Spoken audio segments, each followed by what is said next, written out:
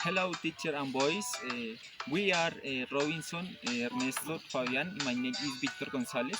Today we show you the problems Agrari sector in comparison with the other countries.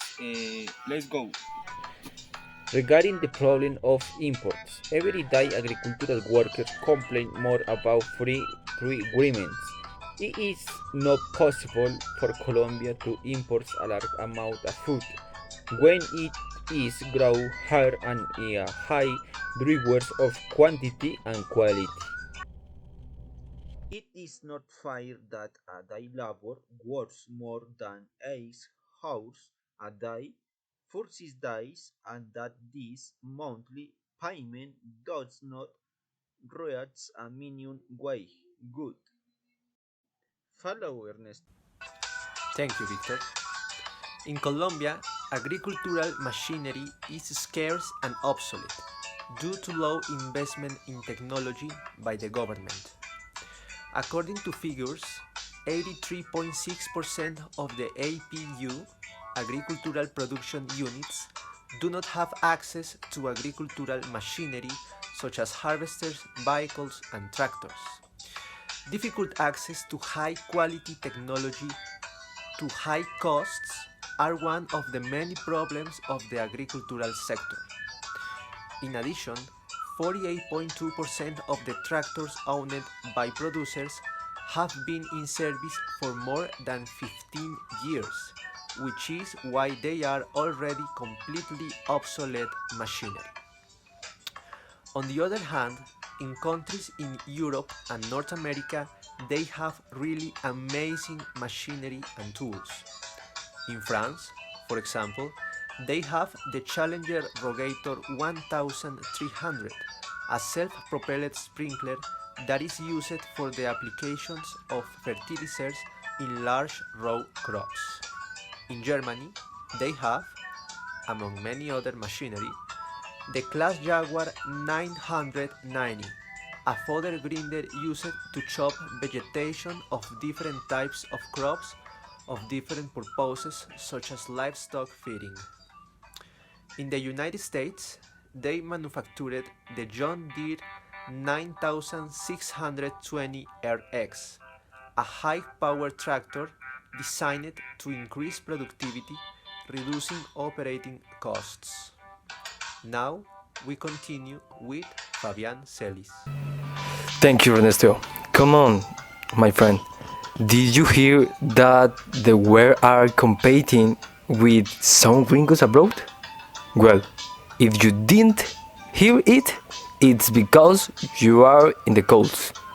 The argument has exploded the Colombian agricultural sector into one of the most worrying historical crises in the recent years. It is a relationship of David against Goliath, not only between Colombia and the United States, but the entry of foreign capital makes competition here in our country unequal and inequitable. Who I am going to compete by cultivating a few hectares with this plantation? And the thing is very complex. Colombia signed the AFN clause to the United States. In other words, if Colombia is a treaty with Korea at any given time gives in more rice, that the same amount must also be transferred to the United States. And those who get rich are the same. And the problem don't stop here. The entry of these agroindustrial models has put everyone in the check. Pollution of water bodies and logging of the forests are the footprint of these companies. So I wonder, who did they sing that treaty for? What Colombia do you have in mind? Now we go with Robinson Suarez. Thanks for your information, Fine Orlando. Now, to close this news, we will talk about import price, economic guarantees, tariffs, and trade agreements. If there is one truth to be said about the agricultural sector in Colombia is that compared to other countries, it lags behind. The reality has not always been present, although it sounds ironic when the country was lagging behind in many other sectors in the 80s. It was not like that in the agricultural sector. It is incredible to say it, but we were more advanced than other countries like Chile or Brazil.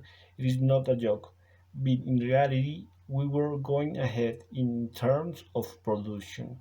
We were.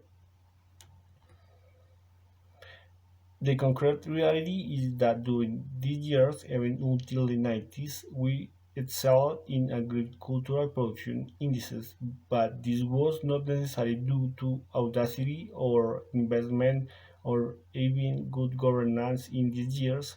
Needless to say, because other countries simply they did not have an important development in the sector, but is not forever. The reality of the matter is that when the economic opening took place in the second decade of the 90s, some countries developed differently from Colombia.